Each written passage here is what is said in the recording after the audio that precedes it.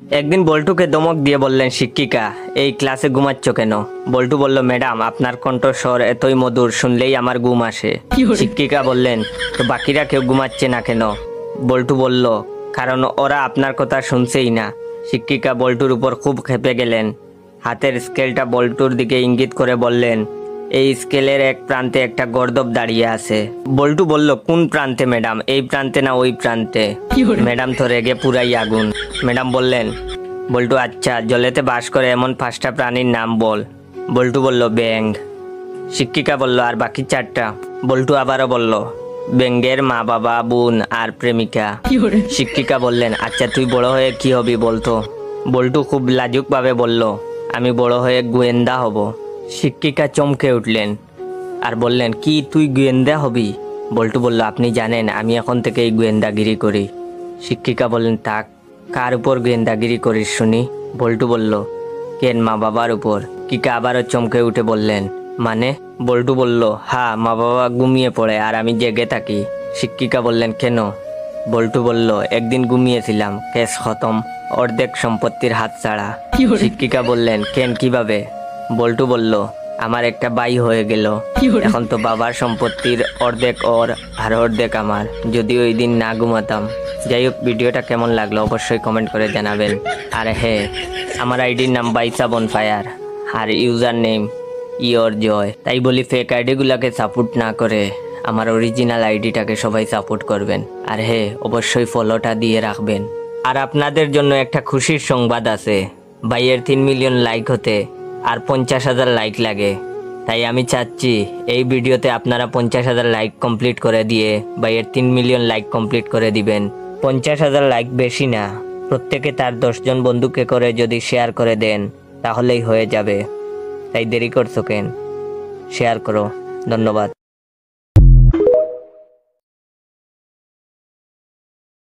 গতকাল ছিল আমার নতুন টিউশনির প্রথম দিন, কিন্তু বড় ভাই সাবধান করে দিয়েছে ছাত্র নাকি অনেক টাউটবাজ, আমি যেন সেইভাবে পড়াই। তো আমি প্রথম দিন টিউশনিতে গেলাম, গিয়ে ছাত্রকে জিজ্ঞাসা করলাম, তোমার নাম কি? তখন সে বলল, স্যার আমার নাম ফটিক, কিন্তু আমার স্কুলের বন্ধুরা আমাকে আদর করে ফটকাবাজ বলে ডাকে। ছাত্রের মুখ থেকে এই কথা শোনায় বুঝতে পারছিলাম ছাত্র আমার 1 নম্বরের টাউটার। আমিও কম যায় না। আমি আমার ছাত্রকে বললাম, শোনো ফটিক, আমি খুব রাগী একটা মানুষ, তোমার মতো অনেক ফটকাবাজ ছেলেদের আমি পিটিয়ে মানুষ করেছি। তাই আমার সাথে কোনো চালাকি করবে না, প্রতিদিনের পড়া প্রতিদিনই শেষ করতে হবে। তখন ছাত্র আমার মুখের দিকে তাকিয়ে বলল, আমি কি আপনাকে স্যার বলে ডাকবো নাকি দুলাভাই বলে ডাকবো? তখন আমি বললাম, দুলাভাই বলে ডাকবে মানে? ফাজলামি করো, স্যার বলে ডাকবে। তখন সে বললো, আসলে 2 দিন পর তো আপনি আমার দুলাভাই হবেন, তাই আগে থেকে ডাকার অভ্যাস করে নিচ্ছি। তখন আমি বললাম, দুলাভাই হবো মানে? তখন সে বলল, স্যার আমার 3 বোন, 2 বোনের বিয়ে হয়ে গেছে, কিভাবে হয়েছে জানেন? তখন আমি বললাম, কিভাবে? তখন সে বলল, স্যার আমাদের পরিবারের আর্থিক অবস্থা তেমন ভালো না, তাছাড়া বর্তমানে মেয়ে বিয়ে দেওয়া অনেক টাকার ব্যাপার।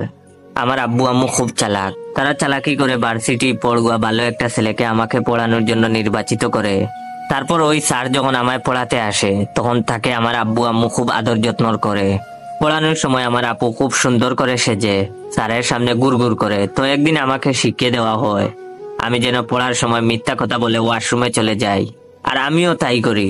তখন আপু স্যারের রুমে এসে দরজা বন্ধ করে দেয়, আর একটু পরেই আম্মু আব্বু দরজা ধাক্কাধাক্কি করতে থাকে। তখন আপুটা কান্না ভেজা চোখে দরজা খুলে। তারপর আব্বু আম্মু জোর করে ওই স্যারের সাথে আপুকে বিয়ে করিয়ে দেয়। তখন স্যারের কিছুই করার থাকে না, কারণ আব্বু আম্মু স্যারকে খুব ভয় দেখায় আর বলে বিয়ে না করলে এলাকার লোকদের জানাবে।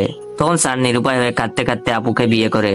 এতে টাকাও খরচ হলো না, আর ভালো ছেলের সাথেও বিয়ে দেওয়া হলো। 2 জনের বিয়ে এভাবেই হয়েছে। আর 3 নম্বর বোনের বিয়ের জন্য আব্বু আম্মু আপনাকে নির্বাচিত করেছে। ছাত্রের মুখ থেকে এইসব কথা শোনার পর আমার অবস্থা খুব খারাপ হয়ে যায়।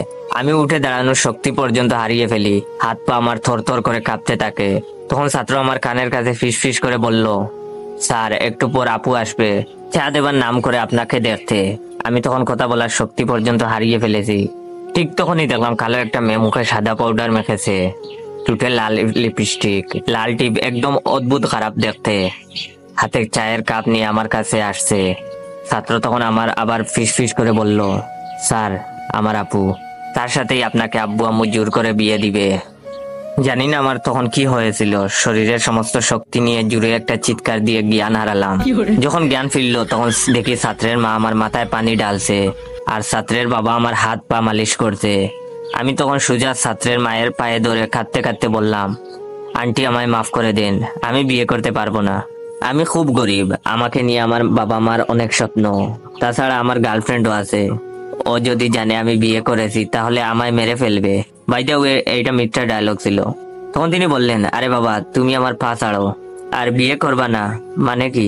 তখন আমি বললাম, আমি আপনার মেয়েকে বিয়ে করতে পারবো না। ছাত্রের মা আমার কথা শুনে একদম চমকে গেলেন। তারপর আমাকে সোফায় বসিয়ে বললেন, আমার মেয়ে মানে? আমার তো কোনো মেয়েই নেই, আমার তো একটা মাত্র ছেলে। তখন আমি বললাম, তাহলে ওই মেয়েটাকে?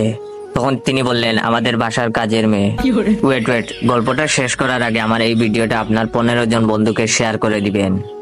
অনেকে আমার ভিডিওতে কমেন্ট করেন, জয় ভাই প্রতিদিন নতুন নতুন ফানি গল্প দেও না কেন? তো ভাই আপনাদের উদ্দেশ্যে আমি ফানি গল্প দিয়ে কি করব? আপনারা তো লাইক কমেন্ট শেয়ার কিছুই করেন না। তো যদি চান আমি প্রতিদিন রেগুলার ফানি ফানি গল্প দেই, তাহলে অবশ্যই আমার এই ভিডিওটা আপনার 15 জন বন্ধুকে শেয়ার করে দিবেন এন্ড কমেন্ট বক্সে বলবেন গল্পটা কেমন লাগছে, এরকম গল্প কি প্রতিদিন চান? যখন আন্টি বললেন ওই মেয়েটা ওনাদের বাসার কাজের মেয়ে, এই কথাটা শোনার পর আমার মাথায় আকাশ ভেঙে পড়লো। শেষে কিনে এই পিচ্চি ছেলে আমায় কাঁদিয়ে ছাড়লো। আমি তখন ছাত্রের মাকে বললাম, আন্টি ফটিক কোথায়? তখন আন্টি বললেন, ফটিক কে? আমি বললাম, আপনার ছেলে। তখন তিনি বললেন, আমার ছেলের নাম তো পিয়াস, আর তুমি অজ্ঞান হবার পর পিয়াস যেন কোথায় গেল। আমার মাথায় তখন জিম জিম করছে, এই ছেলেটা মহা টাউটার, এই বয়সে যেরকম টাউটারি করে বড় হলে না জানি কি কি করে।